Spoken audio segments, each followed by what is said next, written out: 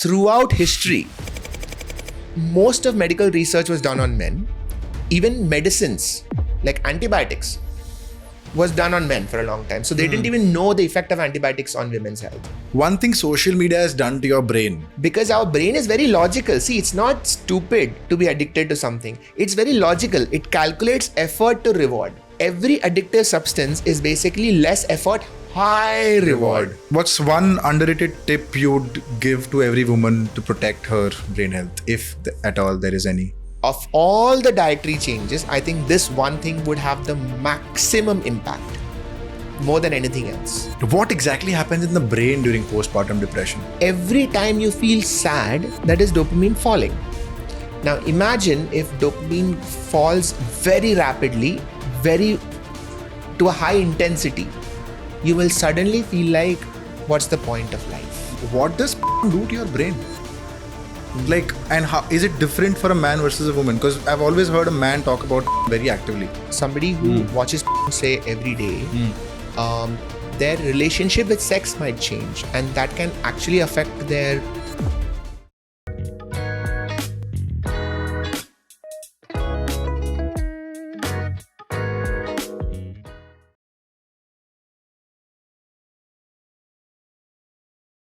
Welcome to the Chill Hour, and after almost 120 episodes, we've come to the conclusion that informative content works so much better with the audience, and we've sat with a lot of wellness experts, health experts, doctors primarily, and tried and decoded a lot of topics on our channel.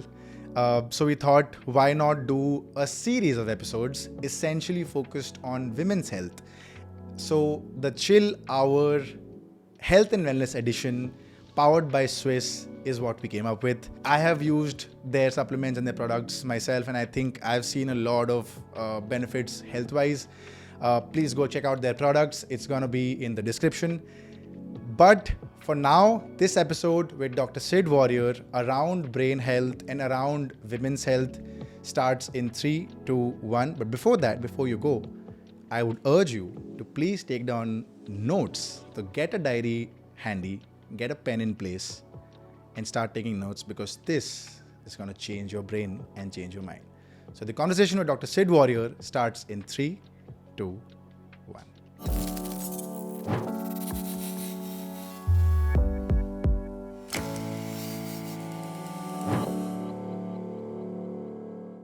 Sid, my brother, welcome back to the Chill Hour. Thank you, man. Thanks for having me. How are you feeling? Very good. Been a while, no? It's been like, I remember we started shooting. Was I your first guest? You were my first guest, yes. I seem to remember you telling me. Henna? Yeah, you've come a long way from that, man. I love the flow of the podcast now. It's really nice. On this episode, very specifically, I want to talk about brain health. Yeah. Essentially, for our audience who's watching, this is going to be around women's health. Yeah. So we'd love to sort of talk about brain health and how can everybody at large, of course, but very specifically women take care of their brain health. Yeah. So starting off with the first question, and I'm sure most people will have, "Kyore Deepak, kya bol raha hai?" What exactly is brain health? How do you take care of your brain health? So earlier, when I was studying neurology, I used to think of the brain as its own separate organ. ठीक है कि अच्छा brain है, brain का diseases है और brain का health है. But the more you read, the more you realize that brain independent थोड़ी ना है. The brain is connected to the body in every possible way. The same blood that is flowing through your heart and your liver, kidneys is going to your brain. Sure. And the same oxygen is going to your brain. So if you want to keep your brain healthy, you have to keep your body healthy. Like the brain health and body health are actually very similar. I've not met anybody with a very healthy body and a terrible brain unless there is a specific brain injury. Like if somebody comes and stabs you in the brain, or you have a clot or you have a hemorrhage in your brain, then you can have that difference. But just age-related changes, if your body is old, your brain is also old. If you keep your body healthy, your brain is also healthy. So now I feel like you keep your body healthy to keep your brain healthy, right? Now, you can reframe the question as, then what is health? Okay. So my definition of health is that, do you have the capacity to take whatever stress life is throwing at you, to absorb it and to even grow from it. Okay. That is health. So, for example, if you get COVID, if you have the immune health to fight that infection, recover from it, and get back to full health, you are healthy. If you are not healthy, that COVID infection will pull you down. And you may recover, but you may not recover till your old level.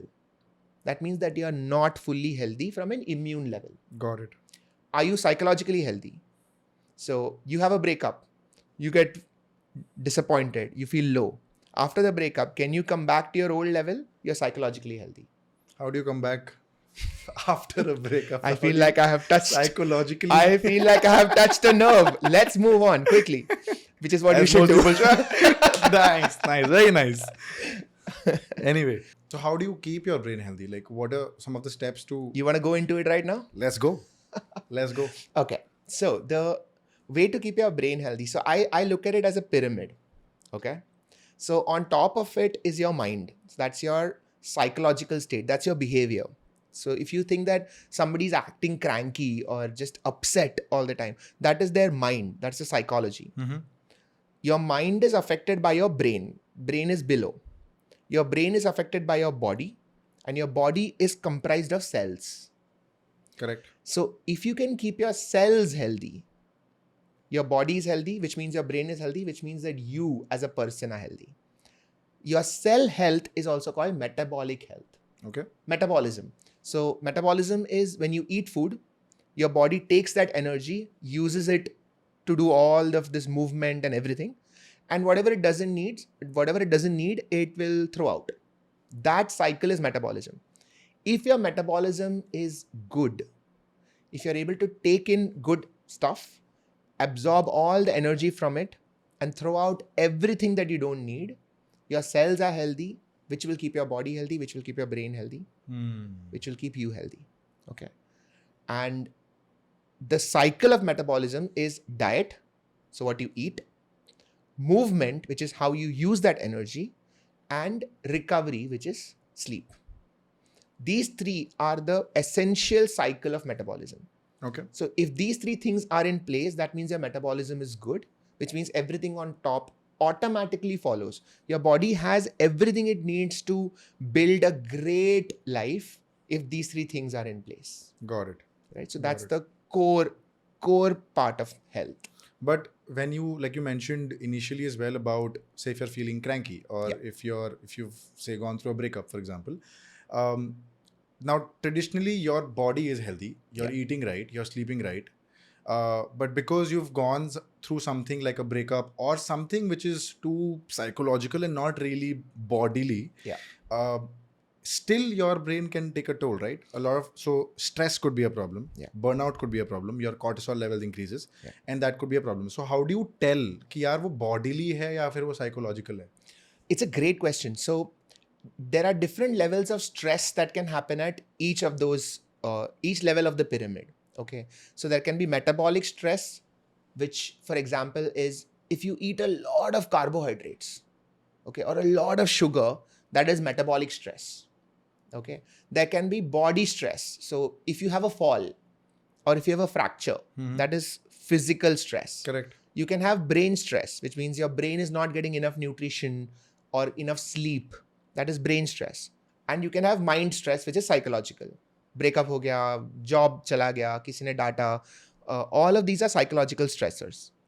Now, in each level, your body needs to know how to deal with that stress and move on. So if you are just talking about psychological stress, any kind of stressor that comes in, the first response is freeze. Your body goes into a defensive mechanism. Correct. Right?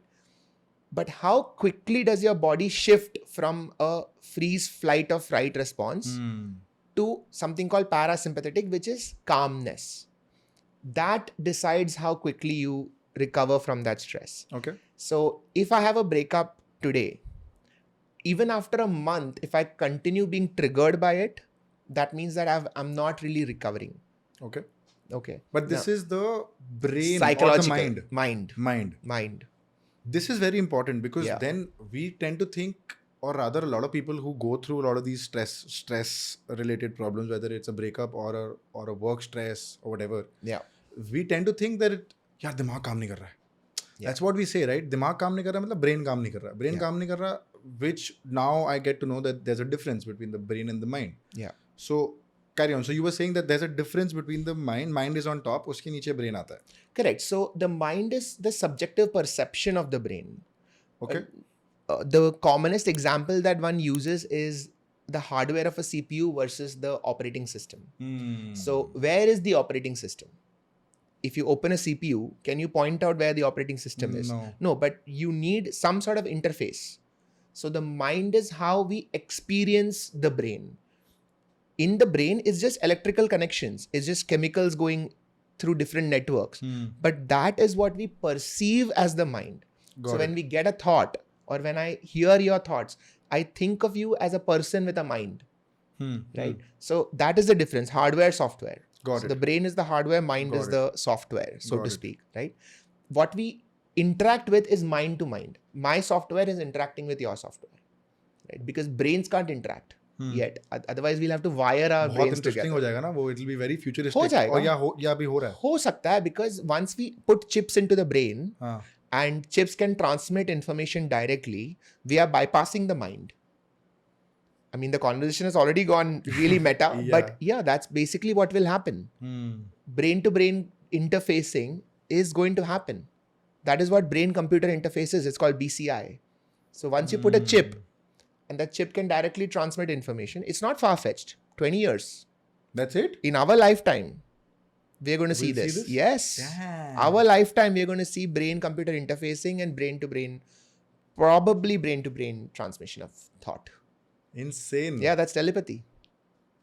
Damn. Yeah. Very exciting stuff. Yeah, this will apply to everybody, men, women. So yeah, we are talking about women's health. Yeah. But this will apply to everyone. And I think women in general can do telepathy better. Oh, yes. है ना? That's a whole other conversation. Yes. We'll get to this, of course, but then like just want to complete the loop, which was how do you, like you were talking about the mind and the brain connection. Yeah. So when you say that you've gone through a bodily injury that affects your body, which might affect the mind and the brain, like in essence. So psychologically, when you are affected by something, is that affecting brain health also? Yes. So what happens is, and I'll break it down exactly for you. If I am stressed about something, let's say I'm stressed about losing my job in a week. My boss has told me that there is a chance I'll lose my job in a week. Now for 1 week, I'm imagining that I will lose my job. What will happen? मेरा family का क्या होगा? मेरा career का क्या होगा? I am creating a sense of threat for myself. Okay. Now, the beautiful thing about the brain is that what is real and what is imaginary both have the same effect. So the brain can't tell. And this is true for both men and women? Everybody, all brains. Okay. Because we have the ability to create a reality, that reality becomes real for us.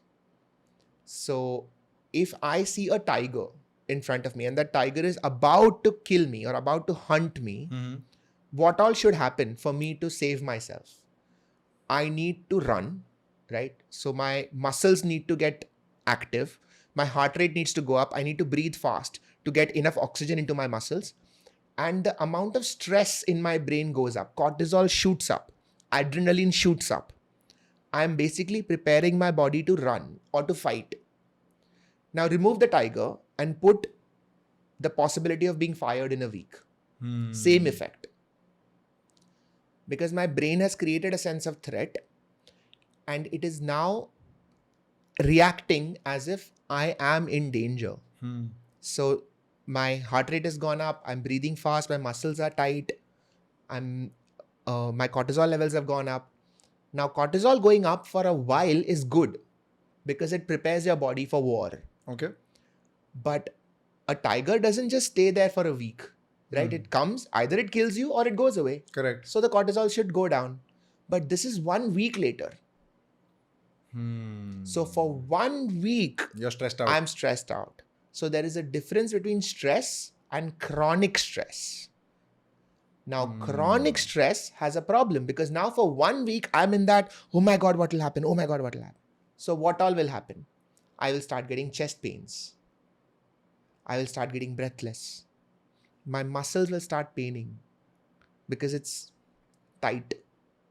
And because of the high cortisol in my brain, there is more inflammation. There are more cells in my blood and my brain that think that it is under attack. But there's nothing attacking, there's no infection. So it starts attacking itself. And that deteriorates brain health. Correct. Oh. That is how you can create a scenario and eventually it will have a real effect on your brain. But why would someone do that? We do that to ourselves. Okay. That's what anxiety is. When we imagine a future that doesn't really happen, most of the things that we're anxious about never happens. But we create that scenario, right? That is what fear does.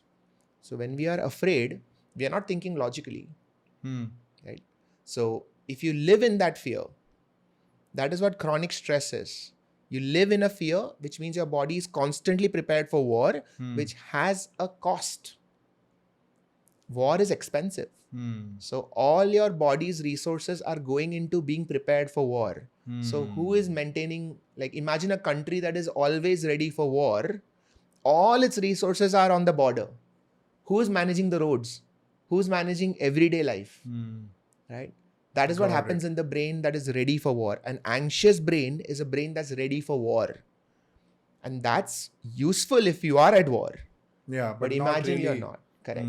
So that is chronic stress. That is how the brain actually starts deteriorating in chronic stress. Got it. And it's a gradual deterioration. It's a gradual deterioration. But the deterioration is real.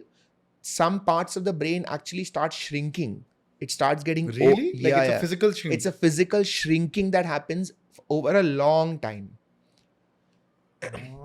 So chronic stress can lead to depression. And in depression, certain areas of the brain shrinks. So they stop working simply because it was exposed to so much of inflammation over so long. So it's a real physical issue. It starts off as psychological but becomes physical. Got it. Wow, that's pretty crazy. It is. How it works, right? It's really crazy because when I told you the pyramid, right?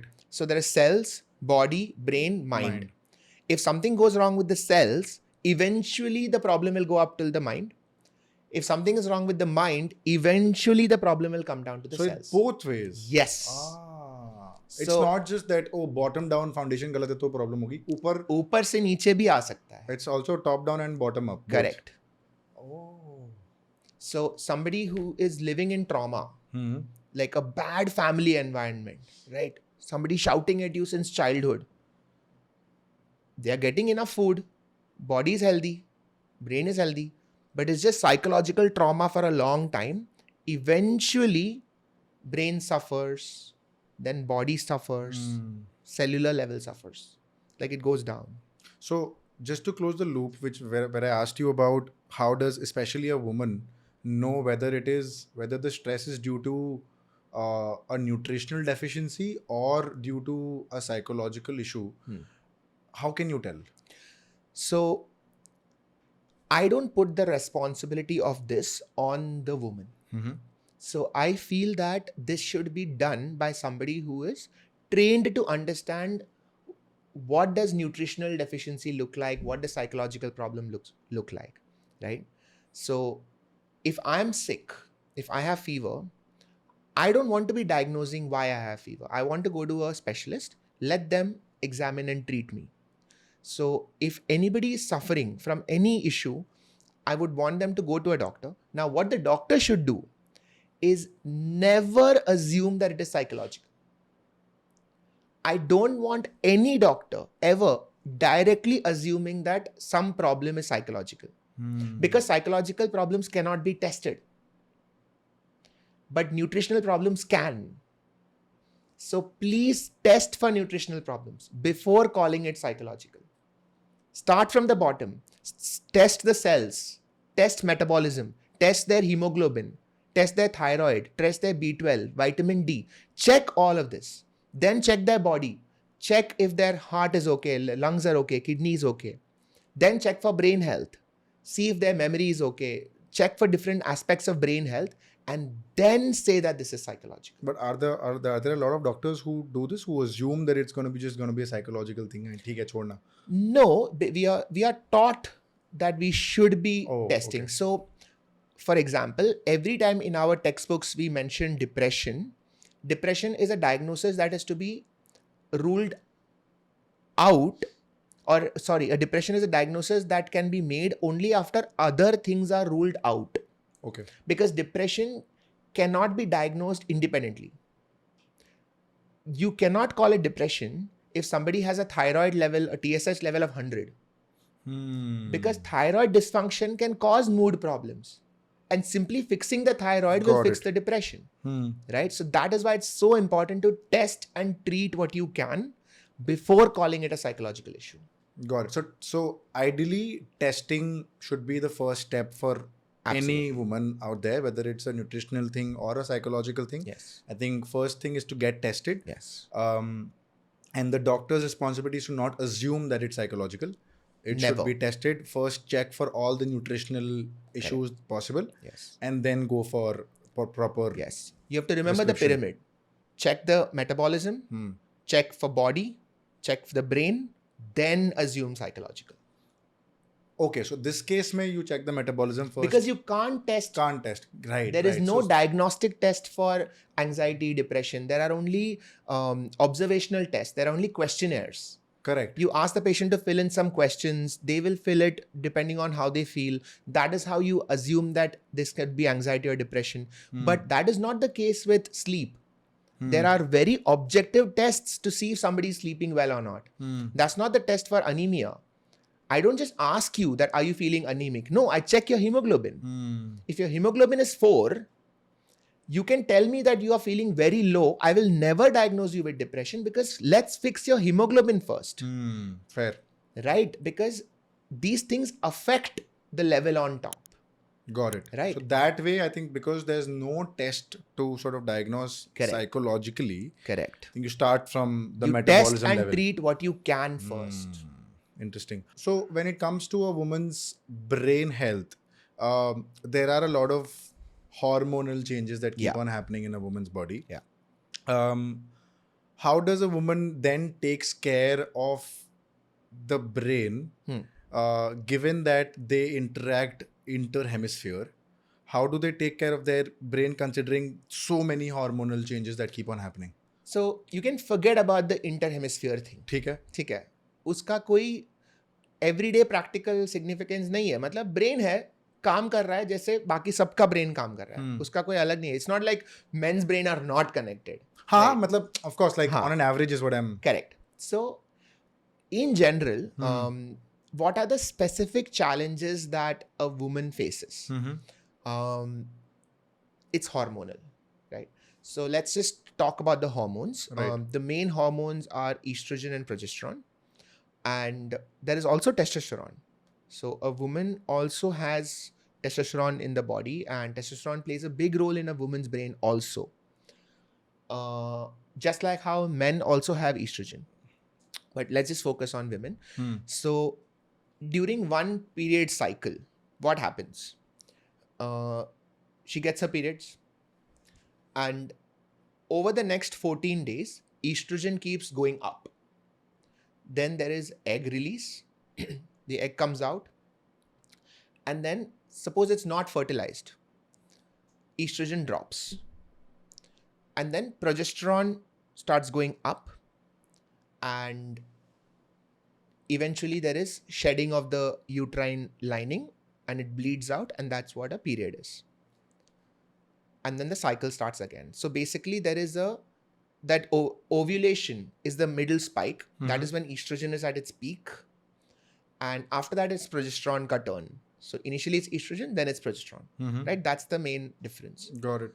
Now, there are some differences in the way these two hormones affect the brain. So estrogen has a positive effect on serotonin and on dopamine. So estrogen increases dopamine action. Okay. So during that ovulation ka phase, the mood can be more towards the positive side Right. because you have that dopamine effect more. There might be more motivation.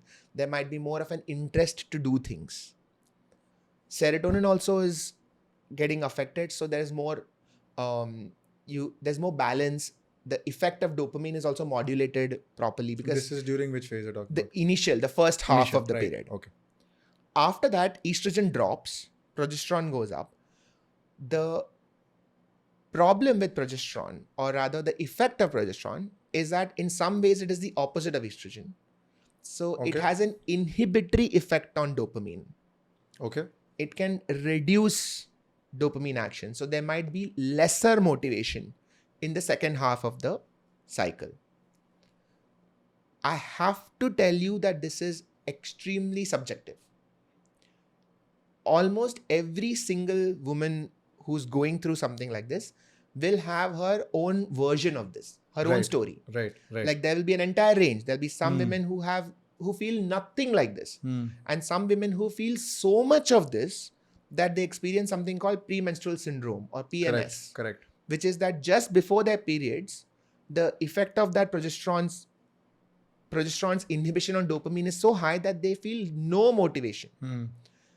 There is another disease called PMDD, Which is perimenstrual dysphoric disorder, which is almost like depression, but it's not depression.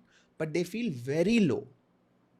They feel no motivation. So when there's no motivation, or when the woman is feeling so low, the effect of dopamine is less in the brain. Okay. Because progesterone is sort of inhibiting it. And because it is so subjective, the impact of dopamine is different in everybody's brain. Of course. Right? Men, women, sabka alag hota hai. So women with PMDD experience symptoms that was earlier very difficult to understand. Because in so much of our history, unfortunately, a lot of symptoms that women were going through, first of all, most of medical research was done on men. Throughout history, most of medical research was done on men. And so in general, even medicines like antibiotics was done on men for a long time. So they didn't even know the effect of antibiotics on women's health. It's only recently that we are understanding that, okay, no, we have to test on women separately to understand that is there a difference? We cannot just take everybody equally. So that's one problem. The second problem is that these things like PMDD, PMS was not studied very well till recently again. So now we're beginning to understand. And PMDD is a major issue, and more people should talk about it, because there must be so many women going through it, not understanding what is happening, and their symptoms are getting dismissed, saying that are ye hormonal. But that means a lot. And eventually affecting brain health in women. Correct. But when you mentioned that during this phase, a woman is feeling very low, or low motivation, or say brain fog or fatigue. How does she know that it's psychological or it's nutritional? Again, same diagnosis, same thing. Get it tested. Yes. Test for all the nutrients,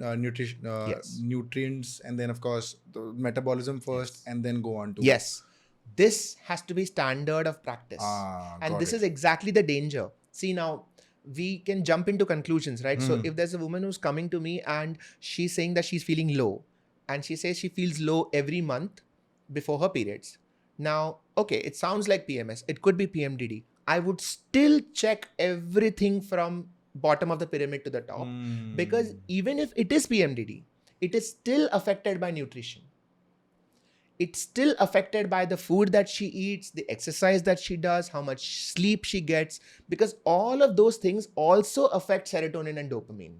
So if your nutrient intake is not enough or improper, so to speak, supplements would help? So there are a couple of things about this. If your diet is good, diet affects serotonin more, because when you eat your food, there's a enzyme, there's a amino acid called tryptophan. Tryptophan gets converted into serotonin. So your food should contain enough tryptophan amino acids. Now, if you are having a balanced diet, like that means you're getting all the nutrients, you're getting all the vitamins, supplements are not going to do any added benefit. Like there is a limit. Your body needs certain nutrients. If it's getting it, you can put 100 kilos of that supplement more on top and your body will not take Got it. it. It will just throw it out because your body knows what it wants. It's not greedy. But suppose you're not getting it. Suppose you're not getting those nutrients. Suppose you have a very bad diet style. Suppose you're only eating burger and fries. Then your body is asking for those nutrients. So either diagnose it quickly. Actually, there's no other option. You have to diagnose it, get it tested, identify the problem, and yes, take supplements. Fix the problem. Eventually, I believe that a good diet is what is best for you because it's best to get all this stuff organically. But yeah, Sid, like I always say, ideal is unrealistic. So is it like ideal lifestyle? तो I don't think किसी का है. Nobody has an ideal lifestyle जहाँ पे उनको पता है कि उनको ये खाना है और उनको workout करना है, उनको सोना है. All aspects of their life are absolutely checkmarked. I don't think there's anybody on the planet like that. No. Some aspect of it will be missing. True. I don't think it's that complicated, honestly. Okay. I feel like the issue happens that we feel like we have to do a lot, but it's actually not that complicated. Having a complete diet basically means having 4 to 5 different types of vegetables and fruits in a week. Which is not that difficult. That's not that But complicated. because there's a lot of stress and Correct. the And then hectic you end up schedules. ordering from outside. And so if you go down to the basics, if you just have 4 to 5 different types of vegetables and fruits in a week, and you have your nuts, your general consumption of packaged foods, right, or processed foods are less, that's it. You are sorted, right? It's not very complicated. I think the awareness is important. And if you are not able to, then yes, supplements are great. I'm not saying that you should not take them, but you should take them knowing that these are my deficiencies, Right. and I'm not able to fulfill them through diet. Because of maybe hectic Whatever schedules or stress and Correct. because you're traveling maybe. Exactly, whatever reason. So sometimes when I'm traveling, if I'm in the US for a month and I'm going from place to place, I'm at the airport, I'm traveling by trains, I'll be eating sandwiches. Correct. Right? I might not get all the nutrients I need for a month. That will probably affect me. I will take supplements. But there is a cause and effect, right? It's not a blanket statement. So that is what I mean by you should understand what you're doing and why Got it. before taking Of course. And this is absolutely important because I get like the way you've explained in terms of very logically कि यार मतलब there's a lot of notion, a lot of misinformation about supplements ये करता है, supplement वो करता है, and there's a lot of like fear mongering like we spoke about earlier. Yeah. So I think that really helps the audience sort of gauge कि यार ठीक है, if you feel that the diet is not, maybe you're not able to maintain a certain level of lifestyle, do take supplements. Yeah. Which brings me to my very interesting segment called the Swisse segment. Okay. I have a couple of statements. You have to flag it as either a myth or a fact. B12 deficiency only affects older people, not young women. Oh, no, that's not true at all. I've seen so many patients who are 18, 20 with B12 deficiency. Again, it's usually because of a poor diet. And the symptoms of B12 deficiency can be very wide. It can be as simple as mild forgetfulness. It can be irritability. It can be behavior change, personality change. It can be seizures. So I've seen patients who've come with paralysis sort of symptoms because of B12 deficiency. Really? Everything. So B12 can cause so many symptoms because B12 is very important for something called myelin. So myelin is the covering that covers all the nerves in the brain. So if there's no B12, that covering goes away. And so our brain's connection stops firing. So it's almost like your brain has gone into freeze. It stops talking to each other, or it talks very slowly. And is it any different for a woman? Considering No, this is the same. It's the same. Yeah, it's the same for men and women. Damn. 10 minutes of sunlight is enough for vitamin D. Very vague. There's no proper limit for how much sunlight you need, but on average, I would say that you have to have at least 30 minutes Hmm. in the morning time, morning sunlight, 30 minutes. That is good enough. It also depends on how much melanin you have. So in like Indians, we need that sunlight. So we have to have around 30 minutes, I would advise. Yeah. But then this is also similar for men and women, or is it any different for? Do women need more sunlight? You should go out for walks more, and does No. that sort of stimulate brain health? It's not that women benefit more from sunlight than men. Okay, So that is pretty much the same for both. got it. Omega-3 capsules are only for heart health, not for mental health. No, that's not true either. Omega-3 is important for brain health. In fact, it's an interesting history, like a neuroevolution history, which is one of the hypotheses, one of the theories of why our brain developed was because apparently the earliest human civilizations came around river banks, Okay. because those early homo erectus, or anthropologus, or so they used to eat river fish. Those fish had a lot of omega-3 fatty acids, and because of that, something called cephalization happened, which means our brain got more evolved. Like our brain connections got better because our brain got exposed to more amounts of omega-3 fatty acids. So there's a hypothesis like that. It's called cephalization theory or something. Okay. But basically, yeah, your brain needs omega-3 fatty acids, and it's best through natural resources. Got it. Yeah. Awesome. This is more of a rapid fire question than a myth or a fact question, but and this is essentially important for the Gen Z audience, especially. It could be mostly important for women as well. Okay. One thing social media has done to your brain, good or bad, like what do you think social media has done to your brain? Is there a bad repercussion or a good repercussion? For sure. I think the bad repercussion would be that our ability to maintain attention has definitely been Gone down. affected, has gone down. And the reason for that is social media is an unfinished project in our brain. So basically, we are always carrying around an unfinished task. Nobody has ever reached the end of the feed. Exactly. Have you ever realized?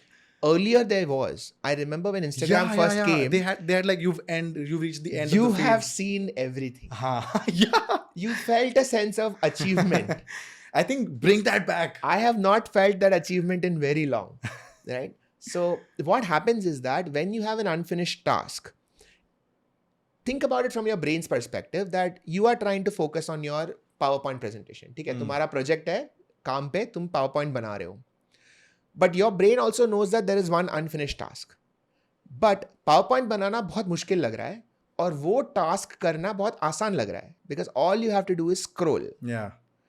Our brain is deciding कि किस में ज़्यादा effort लगता है, किस में कम effort लगता है, और effort to reward ratio किस में है.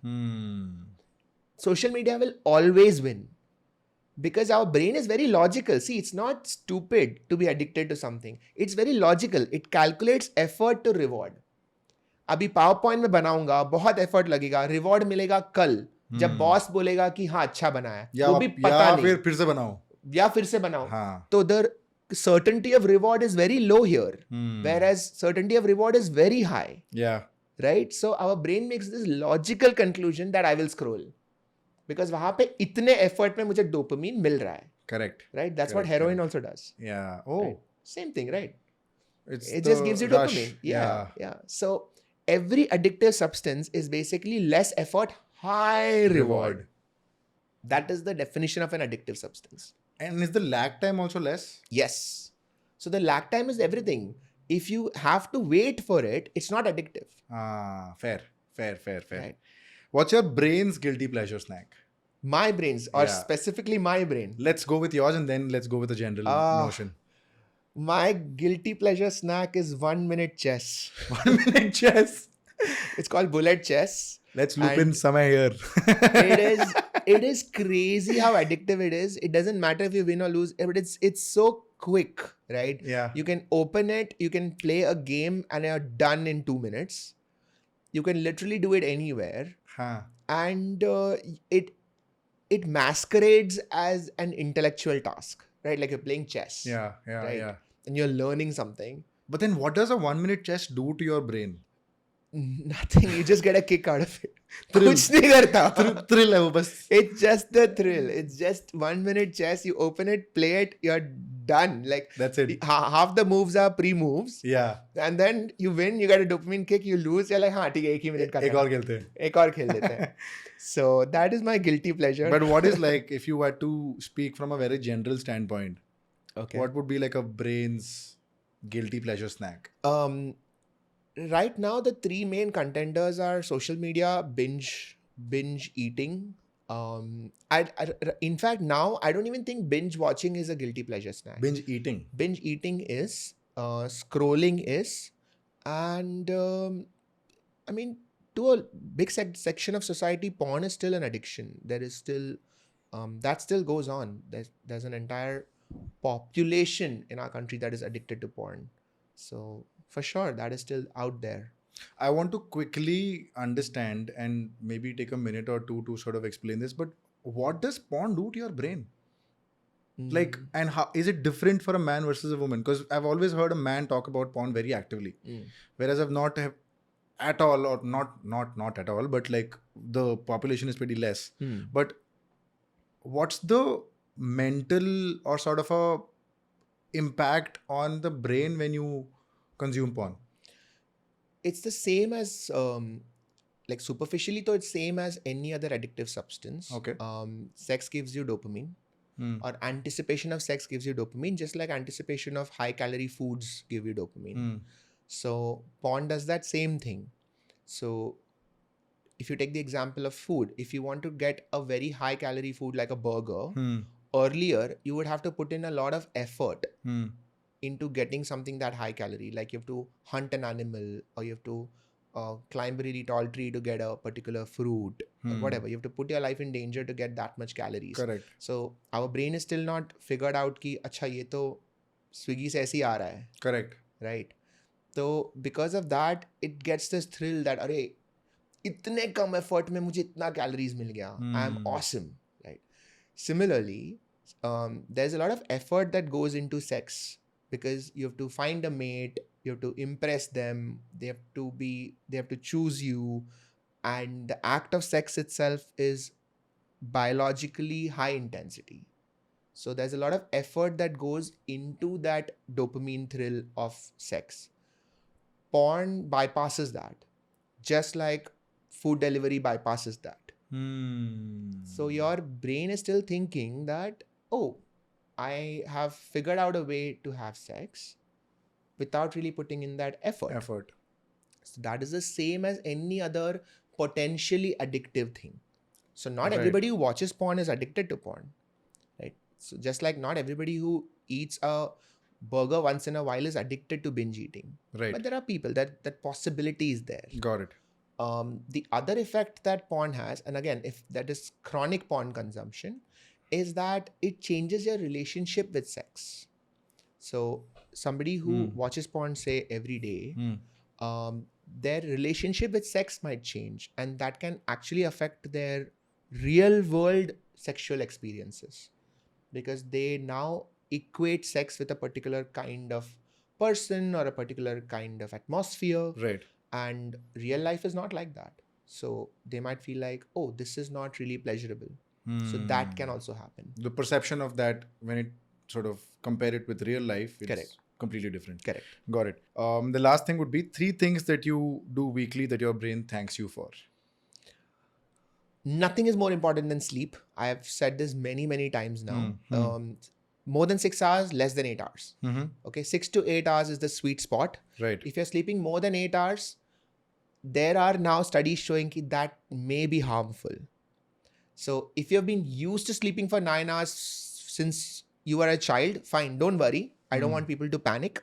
But in general, 6 to 8 hours seems to be the sweet spot. It's great for your brain. Your brain will thank you. Second is hydration. The importance of water is insane. So just really hydrate yourself really well. And third is stopping high sugar foods. or artificial sugar. Of all the dietary changes, I think this one thing would have the maximum impact more than anything else. Got it. Yeah. Got it. So pretty interesting, because then the workout or the exercise part of it is becomes of paramount importance both for men and for women. Yeah. But I'd sort of read somewhere that a lot of times when women are say holding or carrying a little heavy stuff, a lot of men around, they try and take it from them for chivalry's sake or whatever. Should women also lift heavy? Yes. Does that have an impact on the brain health as well? Women should 100% lift. Every single woman should be doing resistance training. So, What does that do to the brain? couple of things. So, number one,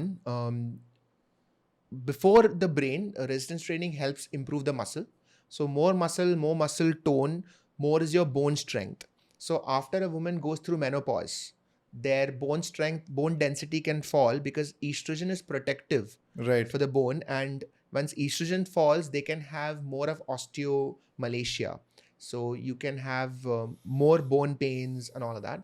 So the more you work out, the more your muscle strength, your bones are automatically stronger. All right. So that is really important, so that your life after 50 remains good.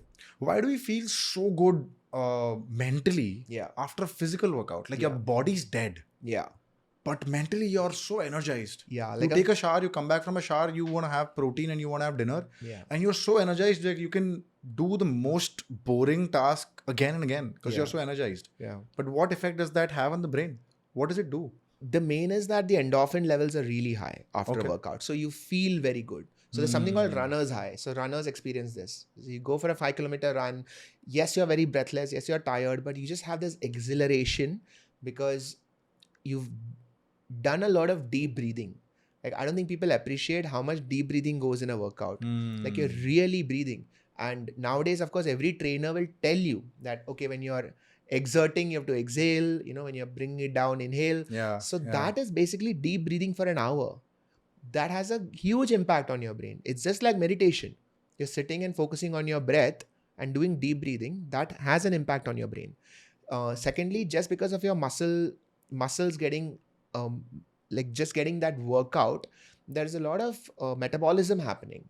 So that has a huge impact on your brain. And again, I told you that because of the workout, something called BDNF goes up. That results in better mental clarity, better thinking, has an effect on mood. So all these things matter. Got it. Plus, very, very important, workout improves testosterone. Testosterone is the resilience hormone.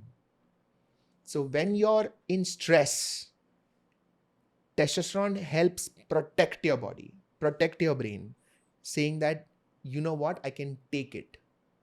Workout helps to create that environment. So that exercising and that working out Yeah. should happen, definitely should happen for all women out there. Absolutely.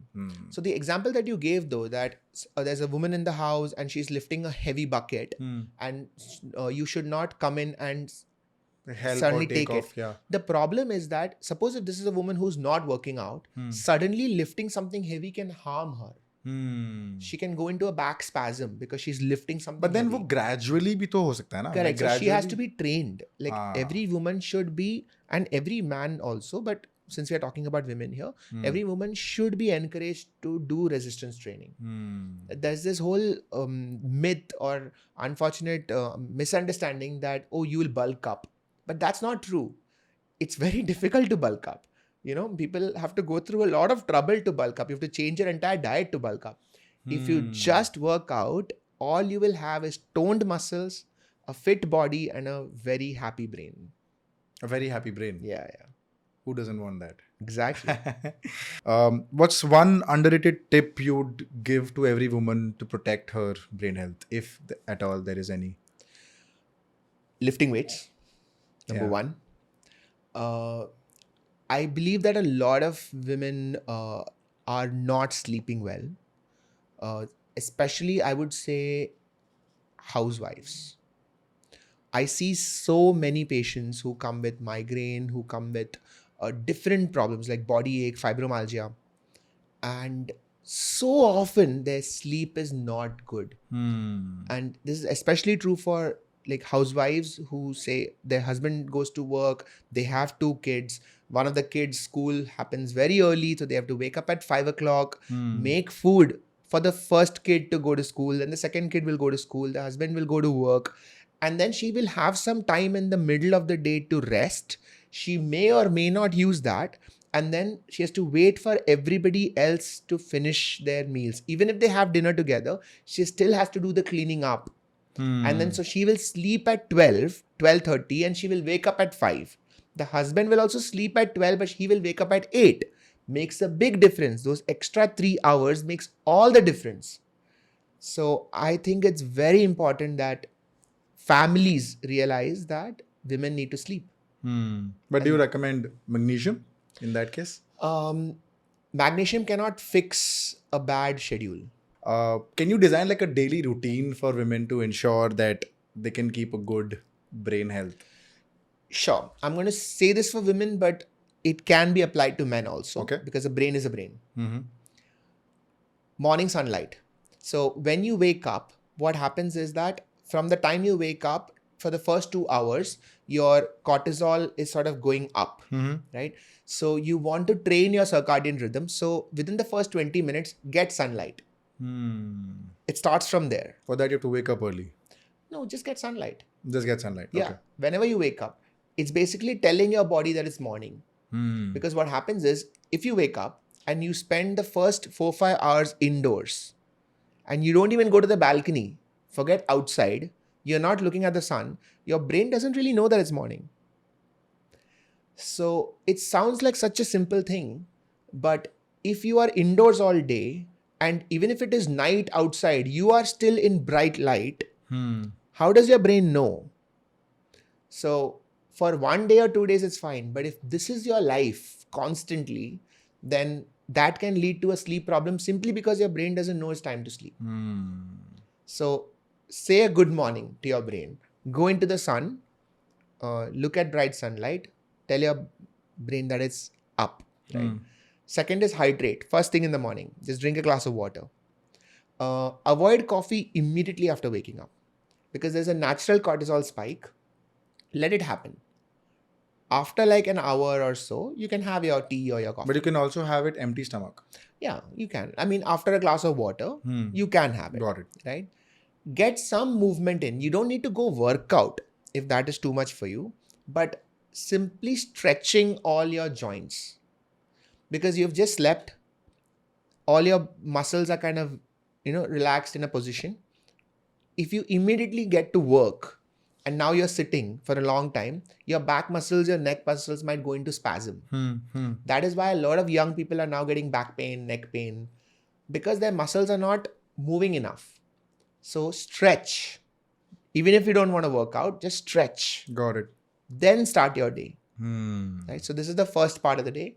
And in the last part of the day, mimic a natural sundowner. So post 7 o'clock, 8 o'clock, start dimming your lights, switch to warm lights, start switching off lights one by one, so that by post dinner, you are in very low light, chilling, nothing too crazy loud happening. And then there's a natural progression to sleep. That cycle, if you maintain, and this is your baseline day, then for an occasional day, go partying, fine, that's fine. But your baseline day, your normal like routine day should look like this. Last couple of things, Sid, I want to talk about is the postpartum depression. What exactly happens in the brain during postpartum depression? So postpartum depression is some mood changes or cognitive changes that happens after a woman has delivered. Right? Like that's postpartum is post-pregnancy. So what happens in pregnancy? Your body and your brain is filled with estrogen and progesterone. Right? So pregnancy is a high progesterone, high estrogen phase. After the pregnancy, there is a drop in estrogen and progesterone. Now, because the estrogen drops, and we discussed before this, that estrogen has a pro-dopamine effect. So when there's a sudden drop, it can have an impact of dopamine activity dropping. Okay. Now, what happens when dopamine drops is that you have a sudden low feeling. Now, this can even happen in everyday life where, suppose if I tell you to, suppose if you're playing darts and I tell you to put a dart and it hits the bullseye, you'll get a dopamine spike. Correct. But if the dart completely misses the board altogether, you'll have a dopamine drop. So that feeling that you get of, oh, I missed it, that is actually dopamine falling. So every time you feel sad, that is dopamine falling. Now imagine if dopamine falls very rapidly, to a high intensity, you will suddenly feel like, what's the point of life? मैं क्या कर रही हूँ? मुझे क्यों करना है? I don't want anything. I have no motivation. Now this combined with everybody telling you that you should be happy. You have a kid, why aren't you celebrating? And she's also feeling that, oh, I should be feeling so happy, but why am I not? It's a chemical thing. But she's also feeling very guilty that this is something that I should be celebrating, but I don't feel it. Am I a bad person? It is a very confusing time. That is what postpartum depression is. So does supplement like an omega-3 or a vitamin D help in reducing this depression? So any depression, not even postpartum, any depression is a very multifaceted thing, right? So there's no one drug, no one supplement that can help it. Especially in postpartum depression, I would say the most important thing is support. Support is the most important thing that happens in postpartum depression. Diagnosis, support, and then comes management. In management, there are multiple things. There can be antidepressants, there can be physical exercise, and supplements. So supplements is sort of like giving support from the back, just that nutritional thing. If you give only supplements and the rest of your diet is not good, it's not going to help. Of course, the word supplement. Exactly. But yes, if somebody is going through postpartum depression, the gynecologist and the psychiatrist and the psychologist will all be helping her come out of it.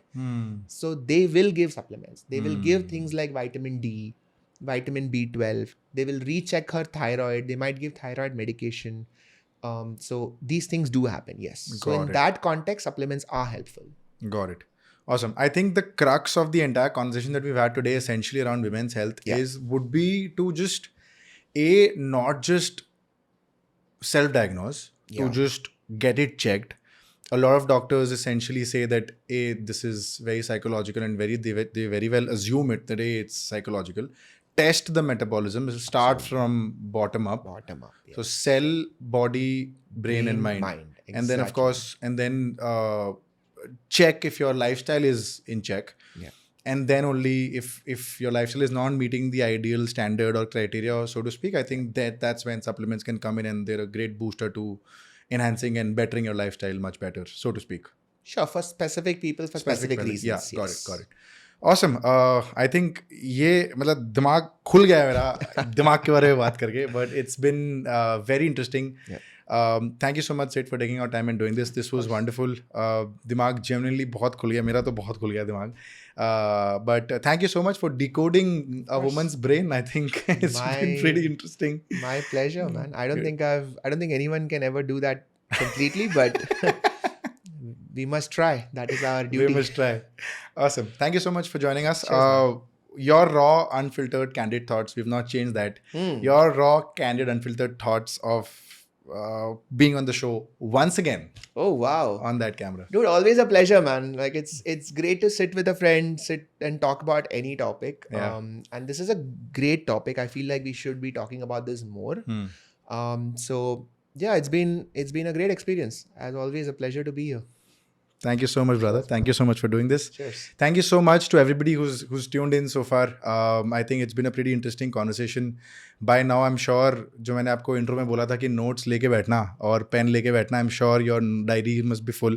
So tag us, tag the brand, tag Swisse, tag me, tag Sid in your stories whenever you put out stuff. I think it's pretty incredible what we've been able to do thanks to Swisse as our partner.